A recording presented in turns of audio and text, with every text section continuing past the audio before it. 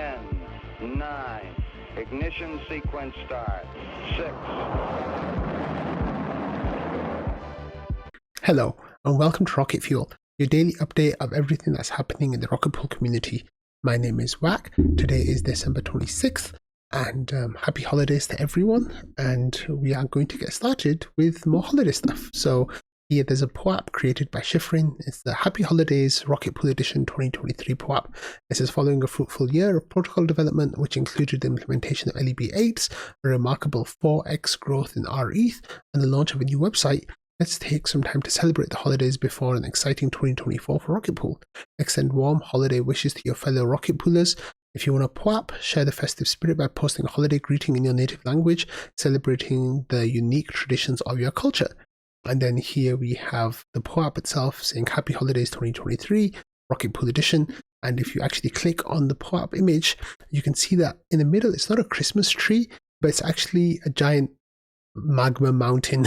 So some kind of like rock formation with flowing rivers of lava. So Patches was the one to catch that and have much jokes about it. So a whole bunch of people then started saying, spreading holiday wishes. Here's Patches, Val, Edward Wrench Hands, Genux, Obi4, Min's Guy, and then JJ Airborne and James Conley, Woe, Meg, Jort, Pieter, and then Sneaky, then me and Hanny, and a whole bunch of other people. So everyone's wishing each other Merry Christmas or Happy Holidays, and including Kron. So that's really nice. It's really cool to see how there's people sharing different languages here. So like Mambo-san, I think that's Japanese, or I think it's Japanese. And then Bernard is using some kind of Chinese. A whole bunch of people using different languages as well. Dukey using Korean. I think Phonax there, that's Portuguese. There were a few in Spanish, and I think a couple of other languages as well. Like, I'm not sure. I think that's Greek from veterinary. So yeah, it's really cool. So that's really nice. A nice thing to start off with. Okay, now this next thing I'm going to continue with is kind of embarrassing for me, because as Val pointed out, I literally have a show about Rocket Pool, and for me to not know this is kind of embarrassing, but it's going to make you all some money, or some of you some money. So what I want you to do is send me a message and tell me how much ETH this got you, okay? Because this is actually a legit thing. I'm not messing around. Okay, so I was poking around on Rocket Sweep, and I said, can someone tell me the difference between the periodic rewards and continuous rewards on Rocket Sweep? And does that impact things if you're in the smoothing pool? So Non-Fungible Yokum said here that periodic rewards equals RPL and smoothing or fee distributor, and the continuous rewards are consensus layer stuff in mini pools. Now, I of course knew that the consensus layer rewards was skimmed automatically. I think it's a 7-day loop now on Ethereum. However, what I didn't know was that I was under the assumption that went to your withdrawal address automatically, but what actually happens is that it goes to your mini pool contract, and then from the mini pool contract you can distribute the rewards. You can take it out from there. Now, that was a step that I wasn't familiar with, and what's really funny is I actually did this when Atlas went live and I was reducing the bonds of my mini pools. I actually did distribute the amounts, but it didn't click to me that that was something that I could do all the time. So here I said, consensus rewards are skimmed automatically to the withdrawal address, and Sneaky says no, they get skimmed to the mini pool contract. From there, you can either manually distribute each contract, which sends it to your withdrawal address. I said, how do you manually distribute? And Halululo and Sneaky both replied by saying Rocket Pool, Mini Pool, distribute balance. So I said, I love you guys. I said, I've never done that on my node, which I had actually forgotten, but I actually did do it when I reduced a bond to, because it forces you to do it when I reduce bond to LEB8s. And then I said, let's see how much I have to claim. And Sneaky says you probably have decent ETH sitting in your mini pools waiting to distribute them. It shows it in Grafana and Rocket Sweep too, but I wasn't checking. I'll tell you why I wasn't checking that. So Non-Fungible Yokum says, oh, that's why we have so much idle ETH sitting in mini pools. So what's really interesting here is there's 10,000 ETH sitting in mini pools that people haven't claimed. So I know for sure that a huge bunch of people who are watching Rocket Fuel right now have never claimed their consensus layer rewards. So what you need to do now is go to your node and type in the command rocket pool mini pool distribute balance, and with that you should have some ETH. I'm sure that there's a bunch of you that are waiting for ETH that you just didn't know was there, and you can go claim it. So there's 10,000 ETH waiting in the mini pools, and yeah, you can see on your Grafana, but with Atlas, my Grafana broke and I never fixed it. So my Grafana is broken and it doesn't work. So I guess I never saw it on there. So what I had waiting there was 0.6 ETH, and that's, you know, over the last 8 months since Atlas went live. So you might have a whole bunch of ETH waiting for you there and you've never claimed it. So go and claim that. Now I'll tell you a funny story is that I used this to ape into a new meme coin that launched yesterday and it's gone to 0. So easy come, easy go. Anyway, that's besides the point. Please don't, that's, you know, aping into meme coins is not financial advice. Please don't do that. Like, it's a really bad idea.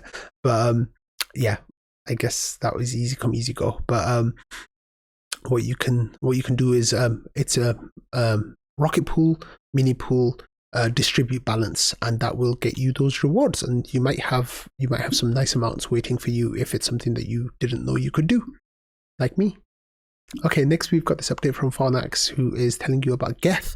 So he says, a quick update for Geth users running versions 1.13.6. The Geth team released a new version with an important fix for those who are going to sync or resync their nodes. And then there's some information. It says, since we won't have a new smart node update in the next days, those willing to update to this new version can do it manually in the tag. And then there's some information. It says, note that the tag on the latest smart node starts with rocket pool, so you have to update the whole tag instead of just the number. We built the version 1.13.6 image ourselves to make it available, considering their pipeline failed to publish the image to Docker Hub on time. So this is, if you don't know how to update clients manually, take a look at the guides for instructions. It says, thanks everyone, happy holidays, and it says opt into node operator role. So thanks Fornax for that update. I think since then there might have been some other client team updates as well, but I'm not sure. Okay, next we have an interesting discussion that took place between Patches and Ramana.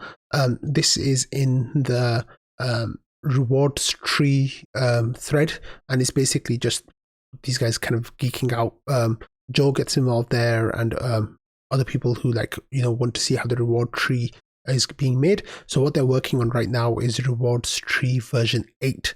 And the interesting thing about rewards tree version 8 is that this will be the first step of the RPIP 30 changes that will be happening in rewards, where, you know, it's going to be a 6-month phase in towards the new tokenomics that were voted in with RPIP 30.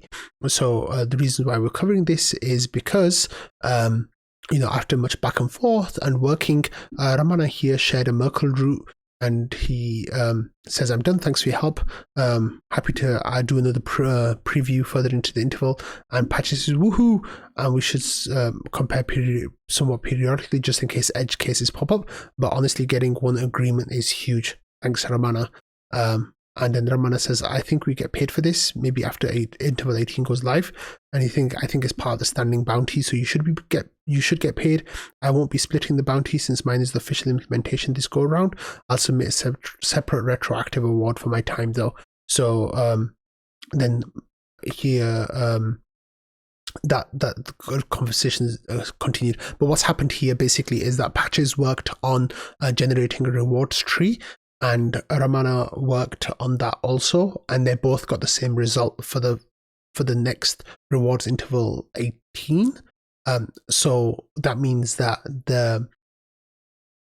I think it's interval 18. It means the next rewards tree version 8 will be used in the next interval, and that will be then the first step towards the 6-month ramp in for RPIP 30. So for people who are on the lower end of the collateral, RPL light people, they'll start seeing an increase in their rewards from the next reward snapshot, which is really exciting. Okay, this is kind of a bridge story that I'm covering because the previous RPIP 31 and the next one are going to be linked with this in the middle. So over the last couple of days, the rETH premium on the secondary market really bounced up a lot. And one of the main reasons for this is because people were buying rETH to put it into EigenLayer, and because of that, they were paying a premium that was up to 1% here on the 24th. So a whole bunch of people started using this to try to arb the premium, and one of those people was Marko. So here, we all know that Marko has a whole bunch of different nodes that he's running with different marriages, because he brings the ETH and someone else brings the RPL. With this marriage, we don't know who this marriage is with, but he started bond reducing the validators, which means he's switching from 16 ETH validators down to 8 ETH validators. And he saw that there was a premium that he's been arbing, and he also, well, this actually started before that, but I think that there was already a premium at that point. It just didn't spike to 1% yet. And also, the timing works because gas is really low right now. I think people were making validators at like 12 or 13 GUE, which is really decent. It didn't feel like that would be possible just a few weeks ago. And then on top of that as well, the premium is being arbed, and with RPIP 30 rewards tree going live, those who are on 16 ETH validators will get punished more quickly with fewer RPL rewards than those who are on LEB 8s, because their curve is much more gentle and they'll be getting higher rewards for longer compared to 16 ETH people. So because it works on how much ETH you borrowed, and 16 ETH, obviously they borrow less, 8 ETH borrows more. So it works out that way, because it's the whole purpose of RPIP 30 was to encourage new mini pool growth and to switch by going from 16s to 8s, and then potentially further forward, maybe in 2024 down to 4s and who knows what else. But this was really great because there was a whole lot of mini pool action that was taking place over the long weekend and over the holiday weekend. And Marko, of course, bond reduced, and a whole bunch of other people started up validators as well. Some of them to look like this person here was using they were reducing their bond, but then using the credit to arb into the deposit pool. So there was a whole lot of money that was being made. I think they were making like 0.1 to 0.15 ETH per bond reduction. The premium has gone down a little bit right now. It's down to like 0.25%. The gas is still low. I think gas will be low probably this week. Actually, right now it spiked a little bit, but it probably will hit those low teens overnight, maybe in the US time, early morning Europe time. So there is the possibility of getting some cheap transactions through if you are waiting on the sidelines. And of course, next rewards period, it's going to really reward you to be on LEB 8s. Okay, next we got this really great little announcement from Epinef working with Ramana. So Epinef says, here's a late beta release now ready to run the trading gauntlet, Rocket Rebate, a gas minimized non-upgradable HUF contract for conversion of under 1 ETH ST-ETH to rETH. It comes out around 50% less gas than Uniswap and around 66% less than minting. So it's intended to allow smaller layer 1 depositors, more frequent DCAs, etc. The contract was created by Ramana, and then there's an address to the contract. And it says welcoming all criticisms and suggestions. It says also there's effectively a 1.2 rETH bounty if you can break the contract and steal those sweet reserves. So let's have a look at the website. And it's quite a simple website. It says connect your wallet, trade your ETH and or ST-ETH, and then you get estimated fees in rETH. And then there's a bug report and a README as well. So most of this happens with connecting your wallet, and I didn't connect my wallet yet, so that's fine. But yeah, this is for small users who want to DCA, use it as a DCA strategy. There's a really good way to make some big savings on layer 1 with that. Okay, so I talked about Moist Owlbear a couple of times recently about their work with the Ronin bridge and getting rETH on there. So here he had an update saying my Ronin REP, that's EIP equivalent, has been accepted and acknowledged by Ronin. This REP 0009. And you can see that it says Ether staking on the Ronin network, and it's a bridge, and the REP has been approved. So I'm not sure exactly what their process is, but I think it just means that it is approved to go to vote, and then I guess it'll be voted on to get executed or not. So, or the work will start. I think it's a long process where they're going to do a lot of testing and like planning and like contract writing and all that kind of stuff. So here, he says, super hyped, Merry Christmas, Happy Holidays, everyone. Jasper says, congrats. So yeah, Moist Albert says, it's a long road ahead. I need to get through a lot of security profiling, making sure the protocols we work with have robust contracts, etc. I say that as most validators ask those questions. This rocket pool secures 700,000 ETH. Lido is in 9 million Ether range. It says, I've spent a lot of time checking rocket pools on Lido's codebase, and I'm sure that contracts are good, but still need to do that due diligence. So now my task is to prove that using rocket pool and the LSTs is not a risk in itself. So then we had another update here from Moist Albert as well, saying that the official announcement was out and like the information is public.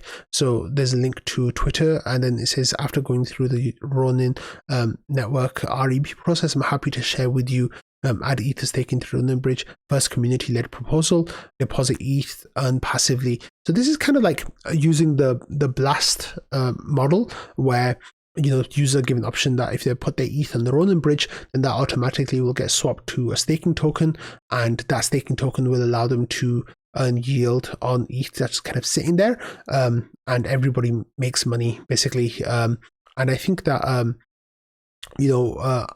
all of Moistness, like Moist Albert here, he's leaning towards Rocket Pool, but they've added Lido in there as well, which is a shame, but I don't think there's any stopping protocols to do that, of course. This is, I can't wait to keep pushing forward, but really great milestone achieved, and then people were just kind of like giving them some congratulations and stuff, but that was really nice update from Moist Albert, so I wish them the best of luck in getting this implemented and getting rETH on the Ronin chain. Okay, next there are a couple of conversations that are happening about bugs. So the first one here was Ramana found a bug in RocketArb. He says it's for a super niche case and no one has found this bug yet. It's not, there's nothing under threat, there's nothing at risk, but here's a GitHub link to the pull request to change the problem. So here you have, this is about all nodes. It says add an instruction regarding all nodes credit mini pool. So the original script for all nodes, just like you ran the daemon the way it was, but then now there's some instruction about that saying if doing credit mini pool, you need to also add the -- amount 0 to the command above. So that was a small piece of information that Ramana shared with that. But then there was another bug as well that Ramana and Patches were talking about. So this was about the get mini pool by pub key, and Ramana saying that it doesn't work. And he says, I think I've encountered this bug before. And then Patches was kind of playing around with it as well. And there's a function basically that wasn't giving you the output that you wanted. Patches is weird. Do you know why that's happening? And Ramana says, kind of, it's because Rocket Pool devs wrote buggy code. And Patches says, do you know what the bug is? I mean, and Ramana says it's related to solo migrations. He says, well, we've talked about this before in trading. If I recall correctly, the conclusion was, whatever, man, build your own reverse lookup and stop leeching off our contract storage. So, and then there's actual bug as well. So you can go and have a look. I don't think it's anything serious. It's just a quality of life bug that here it says when promote is called on the mini pool after the scrub, it calls Rocket mini pool manager remove vacant mini pool, which does this delete address blah blah blah. So that was when they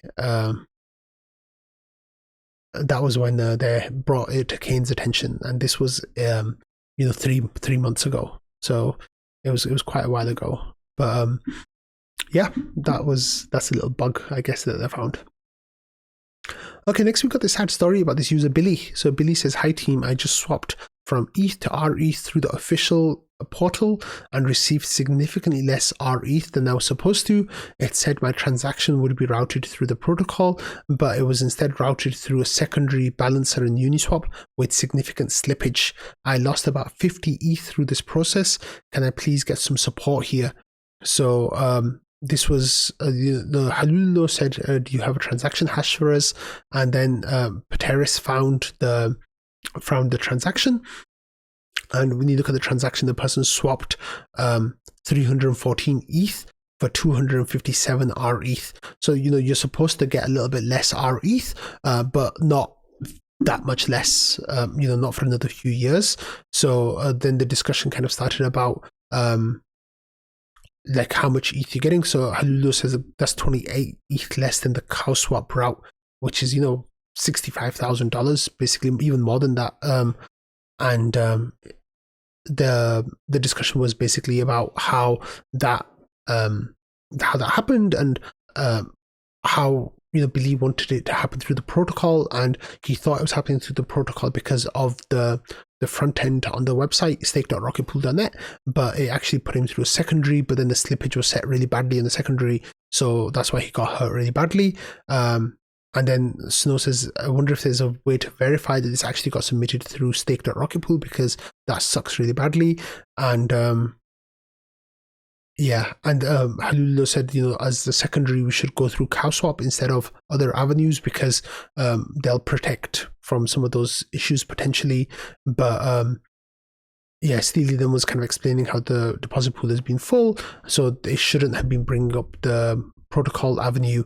But yeah, so that was quite a sad story for Billy. But talking about like MEV, this is actually something that's come up again, like in Ethereum research. So we had this update here that was submitted, and this is from Mike Nuda, and it's a discussion about changing the way MEV works on Ethereum.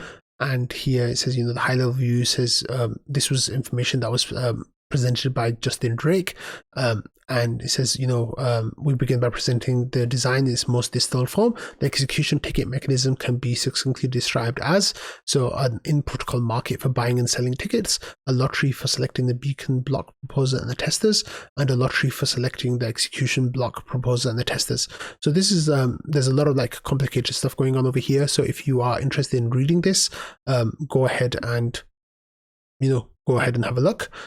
There's a whole lot of stuff going on over here, and people have started sharing their thoughts already, but I think there'll be more thoughts coming in the coming days. So if you're interested in that, go and check it out. Okay, next we've got a couple of updates that are not directly Rocket Pool related, but I think they're interesting to cover anyway. So here we have our end of year message from the NodeSet people. Wander says, "Hello everyone, this is our final update for 2023. The NodeSet team will be taking a holiday break before coming back strong next year to finish up everything needed for Gravitas Stakewise version 3 vault launch. First of all, we finished another round of applications processing today. We now have 143 accepted applicants out of 209 total applicants. Second, he says an update on Stakewise vault operations. So anyone, whether you're a node operator or not, can start testing and getting a feel for running Haleshki node by taking a look at the early alpha version of the hyperdrive for Stakewise client located here. And then there's a GitHub page. It says, last week we successfully deployed the contract necessary to test node operator payments on Haleshki. It says we're preparing a dashboard which node operators can use to submit the deposit data and payment address. We need to hook your node up to Stakewise vaults. This will be very rough at first, but will improve over time. It says early next year, after the initial version of this dashboard is released, node operators will be able to test a full loop for Stakewise on Haleshki, everything from booting up a node, submitting deposit data, and getting paid via the splitter contracts. If everything goes well, you can expect a mainnet appearance soon after, which is really exciting. It says finally work on Constellation continues. Constellation is the bridge with Rocket Pool, their partnership with, well, their integration with Rocket Pool. It says, but this is a long-term effort and it may be a while longer before we have a substantial update, but stay tuned. This is 2023 was the first year for NodeSet, so thank you for being along for the ride. Enjoy the holidays, and we'll be back to start of 2024 with more exciting news soon. So I'm hoping that, everything for Constellation is still on track for around April time, but we'll know more once we they carry on with their work and we get ideas of what's happening with Houston as well. Okay, next we have an update to Thomas's ISP saga. So he says there's some resolution for now of my fight with my ISP. This feels like a minor victory. Then the engineering manager and the IT director were in the email loop now, which I think is helping a lot. So this was the email that they replied to Thomas saying, thank you for your response. We're exploring a possible solution for you. In the meantime, we will not make any changes to your account in January. We'll be in touch after the holidays with additional information. Happy holidays. So that was a nice update from Thomas, and Thomas had another really exciting update as well. So this was related to this image that Sleety shared in trading, and it was vertical liftoff the eVTOL a test that they were having, and this was with a human, well, not an actual live human, but like a dummy human, like the first human testing of their takeoff models. So there was also an announcement saying we're live streaming the first attempt of our latest prototype open source eVTOL right now. And you can join us. And it says if you can't make it, our first community call of the year is on January 4th. We'll be catching up on the progress of the last year and goals for 2024. We've done a lot of work getting Project Feather off the ground, and now we're calling on you all to help us in our quest of building an amazing aircraft with the power of open source community.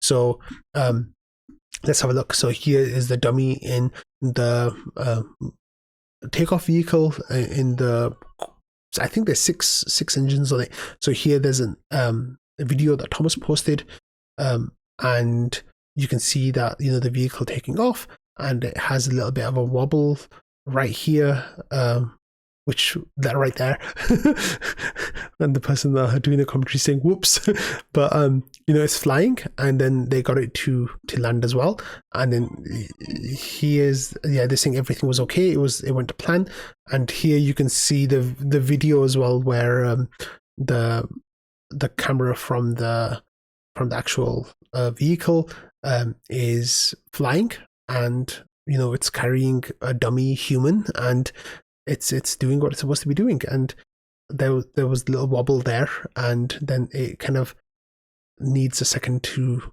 land, and it lands without crashing. So this is really exciting, and it's pretty amazing. So congratulations to everyone at Thomas.